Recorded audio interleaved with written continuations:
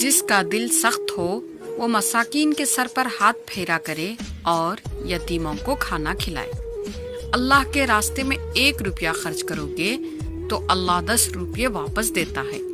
جو شخص مسجد کی صفائی کرے گا اس کی شادی جلدی ہوگی اور نیک بیوی ملے گی۔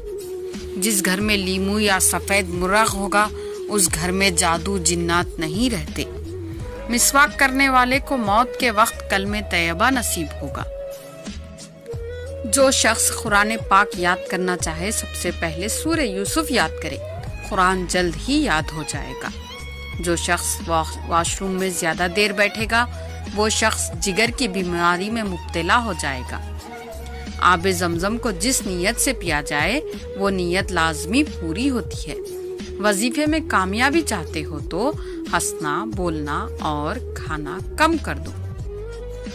کھیرا اور کھجور ایک ساتھ کھانے سے دبلے پتلے لوگ صحت مند ہو جاتے ہیں۔ سانپ کو مارنے سے پہلے 3 بار اسے گھر سے نکل جانے کو کہو، پھر بھی نہ جائے تو اسے مارو۔ کسی اچھی چیز کو دیکھو تو ماشاءاللہ کہا کرو، نظر بد سے محفوظ رہے گی۔ رات کے بعد جنت کی ایک گھڑی آتی ہے جس میں ہر دعا قبول ہوتی ہے۔ دروازے اور دہلیز کی چوکھٹ پر جو بیٹھے گا وہ 1 ہفتے کے اندر اندر مصیبت میں مبتلا ہو جائے گا۔ بچوں کے مسوڑوں اور دانتوں پر شہد مل دیا جائے تو بچہ دانت آسانی سے نکالتا ہے۔ واش روم میں وضو نہیں کرنا چاہیے۔ کھڑے ہو کر پیشاب کرنے سے انسان جلدی مخروز ہو جاتا ہے۔